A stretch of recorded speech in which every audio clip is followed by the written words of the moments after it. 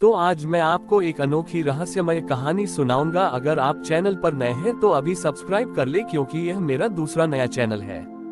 तथा कहानी पूरा देखे, अंत में एक अनोखा रहस्य छुपा है। धन्यवाद। तो सुनिए।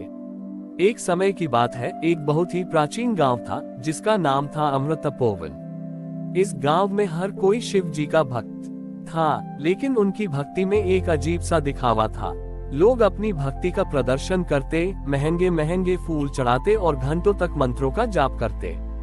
उन्हें लगता था कि जो जितना ज्यादा दिखावा करेगा, शिव जी उससे उतने ही प्रसन्न होंगे।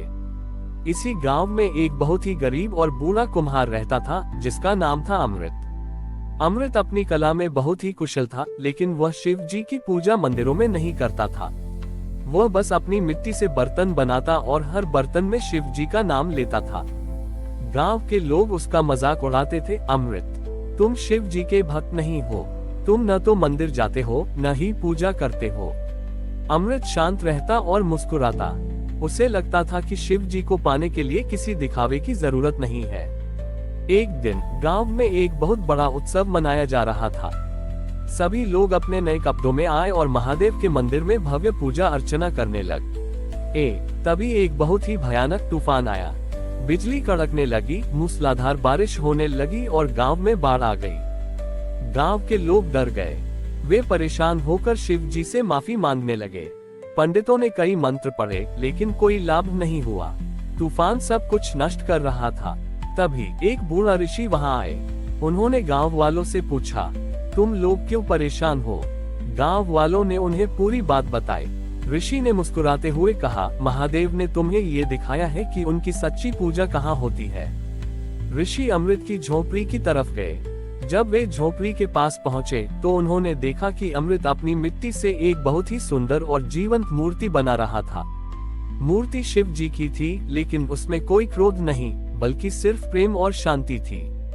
अमृत ने मूर्ति को बनाने के बाद उसे अपने माथे पर रखा और आंसू बहाने लगा। अचानक एक चमत्कार हुआ। जैसे ही अमृत के आंसू मूर्ति पर गिरे, मूर्ति से एक तेज रोशनी निकली। वह रोशनी इतनी चमकदार थी कि पूरे गांव में फैल गई। रोशनी का साथ ही तूफान शांत हो गया, बारिश रुक गई और बाढ़ का पानी कम हो गया। गांव के लोग ये देखकर हैरान रह गए। उन्होंने अमृत से पूछा, ये कैसे हुआ? अमृत ने कहा, यह मैंने नहीं, बल्कि आपके विश्वास ने किया।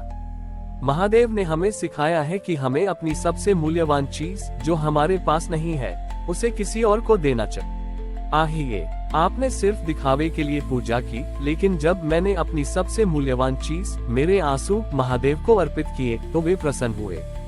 उस दिन के बाद अमृतपोवन के लोग समझ गए कि शिव जी को सिर्फ दिखावे में नहीं, बल्कि सच्चे प्रेम और निस्वार्थ भक्ति में पाया जा सकता है। उन्होंने ये भी जान लिया कि सच्ची पूजा मंदिरों में नहीं, बल्कि हमारे हृदय में होती है। अमृत के आंसुओं से आए चमत्कार के बाद अमृतपोवन गांव में एक नया अध्याय शुरू हुआ। लोगों ने दिखावे की भक्ति छोड़ दी और वे अपनी कला और काम में महादेव को खोजने लगे। अमृत, जो कभी एक अकेला कुम्हार था, अब पूरे गांव का सबसे सम्मानित व्यक्ति बन गया था। उस बड़ी ही बनाई हर मिट्टी की मूर्ति में एक अजीब सी शांति और सच्चाई झलकती थी। एक दिन गांव में एक बहुत ही प्रसिद्ध वैद्य, जिसका नाम धन्वंतरी था, आया। धन्वंतरी अपने ज्ञान और औषधियों पर बहुत घमंड करता था।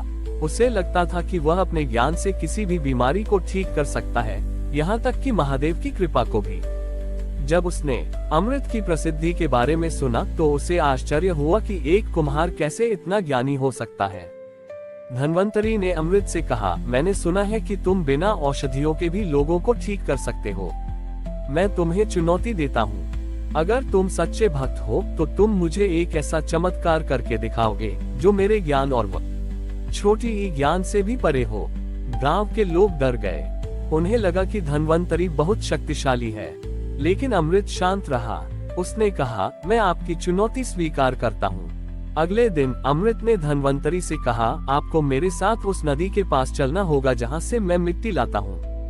जब वे नदी के पास पहुँचे तो धन्वंतरी ने देखा कि नदी में एक बहुत ही पुराना और सूखा हुआ पेड़ था। पेड़ पूरी तरह से निर्जीव था। धन्वंतरी ने कहा, ये पेड़ तो मर चुका है, तुम क्या कर सकते हो? अमृत ने मुस्कुराते हुए कहा, महाराज, यही है मेरी औषधि। उसने धन्वंतरी से कहा कि वह अपनी आंखें बंद करे और उस पेड़ को महसूस करे। धन्वंतरी ने आंखें बंद की, लेकिन उसे कुछ भी महसूस नहीं हुआ। तभी अमृत ने अपनी मिट्टी से एक बहुत ही छोटा सा शिवलिंग बनाया और उसे उस सूखे पेड़ के तने पर रख दिया। उसने उस शिवलिंग को अपने आंसुओं से सींचा। देखते ही देखते एक चमत्कार हुआ। जहाँ जहाँ अमृत के आंसू गिरे थे, वहाँ वहाँ से पानी निकलने लगा। वह पानी इतना पवित्र था कि पेड़ के हर हिस्से में फैल गया। धीरे धीरे सूखा पेड़ फिर से हरा भरा हो गया और उस पर फूल खिलने लगे। धन्वंतरी ये देखकर दंग रह गया। उसने अपनी पोथी फेंक दी और अमृत के सामने घुटने टेक दिए। उसने कहा, मेरे ज्ञान और विज्ञान ने सिर्फ बीमारियों को ठीक किया, लेकिन तुम्हारी भक्ति ने जीवन को ठीक किया। अमृत ने कहा, यही है महादेव की सबसे बड़ी औषधि। महादेव की भक्ति सिर्फ बाहरी पूजा में नहीं, बल्कि जीवन को न या रूप देने में होती है। उस दिन के बाद धन्वंतरी ने अपना अहंकार त्याग दिया और वह अमृत से जीवन का सही अर्थ सीखने लगा। उसने अपनी सारी जिंदगी लोगों के दुखों को दूर करने में लगा दी और वह समझ गया कि महादेव की सबसे बड़ी कृपा प्रेम और निस्वार्थता में होती है। धन्वंतरी का हृदय परिवर्तन होने के बाद अमृतपोवन गांव में एक नई आध्यात्मिक जागृति आ गई थी। धन्वंतरी ने अपना अहंकार छोड़ दिया था और वह अमृत से जीवन का सही अर्थ सीखने लगे। अब वह अपनी औषधियों का उपयोग सिर्फ बीमारियों को ठीक करने के लिए नहीं, बल्कि लोगों के मन में आशा जगाने के लिए भी करते थे। अमृत और धन्वंतरी ने मिलकर गांव में एक गुरुकुल खोला, जहां वे बच्चों को सिर्फ ज्ञान नहीं, बल्कि सेवा और दया का पाठ भी पढ़ाते थे। एक दिन गांव में एक बहुत ही प्रसिद्ध राजा, जिसका नाम शशांक था, अपनी सेना के साथ आया। शशांक अपनी शक्ति और अपने विशाल राज्य पर बहुत घमंड करता था। वह शिव जी का बहुत बड़ा भक्त होने का दावा करता था, लेकिन उसकी भक्ति सिर्फ मंदिरों में चढ़ाए गए सोने और हीरो तक सीमित थी। जब उसने अमृत और धन्वंतरी की प्रसिद्धि के बारे में सुना तो उसे आश्चर्य हुआ कि ये लोग बिना किसी धन और बल के इतने पूजनीय कैसे बन गए। शशांक ने अमृत से कहा, हे कुम्हार, मैंने सुना है कि तुम शिव जी की बहुत अच्छी मूर्तियां बनाते हो। मैं तुम्हें एक चुनौती देता हूँ। अगर तुम सच्चे भक्त हो तो तुम मुझे महादेव का एक ऐसा रूप दिखाओगे जो मेरे बनाए हुए सोने के मंदिर से भी ज्यादा सुंदर हो। गांव के लोग डर गए। उन्हें लगा कि यह असंभव है, लेकिन अमृत शांत रहा। उसने कहा, महाराज, मैं आपकी चुनौती स्वीकार करता हूँ। अगले दिन अमृत ने राजा शशांक से कहा, महाराज, आपको मेरे साथ उस जगह चलना होगा जहाँ मैं सबसे ज्यादा खुश होता हूँ। जब वे गांव के बाहर एक छोटे से टीले पर पहुंचे तो राजा ने देखा कि वहां न तो कोई मंदिर था, न ही कोई मूर्ति। वहां बस एक बहुत ही साधारण सा मिट्टी का ढेर था। राजा हैरान रह गया। अमृत ने कहा, महाराज, यही है महादेव का सबसे सुंदर मंदिर। राजा को ये सुनकर बहुत गुस्सा आया। उसने कहा, तुम मेरा मजाक उड़ा रहे हो, ये तो सिर्फ मिट्टी का ढेर है। तभी अमृत ने अपनी आंखें बंद की और अपनी मिट्टी से एक बहुत ही छोटा सा शिवलिंग बनाया।